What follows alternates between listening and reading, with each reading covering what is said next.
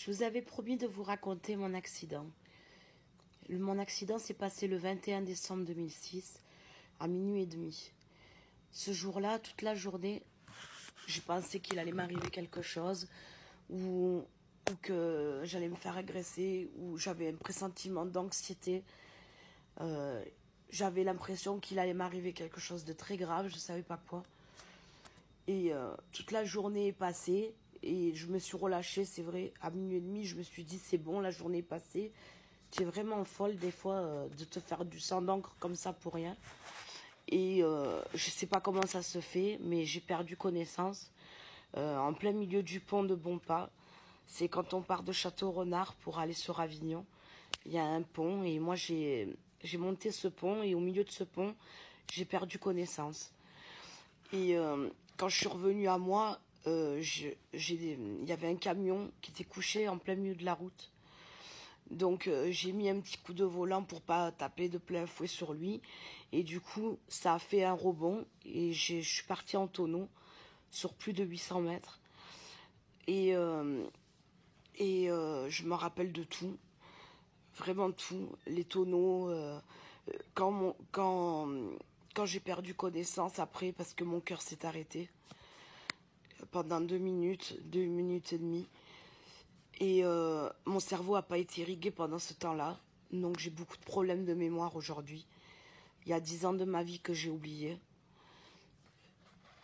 Et que sûrement je récupérerai jamais puisque je me rappelle pas des choses, quoi. Donc il y a 10 ans de ma vie qui est complètement effacée. Et pendant cet arrêt cardiaque que j'ai fait, je suis sortie de mon corps. C'est-à-dire, en fait, je suis sortie de mon corps, je suis montée en haut, je voyais tout en bas, l'accident, les secours, je me suis même vue moi, donc je me suis demandé si j'étais morte. C'est beaucoup traumatisant parce que on ne sait pas où on est, on ne sait pas ce qui se passe. Et je suis montée en haut et là j'ai vu une grande lumière blanche et j'ai vu mon père. Mon père est décédé quand j'étais petite, donc j'étais assez étonnée de le voir. Et il m'a parlé. Je sais que c'est grâce à lui si je suis là aujourd'hui, que c'est lui qui m'a fait reculer. Je pense qu'il y avait un niveau où je ne serais pas revenue. Il m'a dit qu'il serait là quand ça sera mon tour, mais que ce n'était pas le moment. Qu'il fallait que je retourne avec ma mère. Parce que sinon ma mère, elle n'arriverait pas à vivre sans moi. À savoir que ma mère et moi, on est très fusionnels. Donc c'est vrai que je serais morte, elle aurait eu beaucoup de mal à le vivre. Mais moi, c'est vrai que ça m'a beaucoup traumatisée. Parce que quand je suis revenue à moi, à l'hôpital, et que j'ai raconté ça quelques jours après, on m'a presque dit que j'étais folle, quoi. Alors que je sais très bien ce que j'ai vu.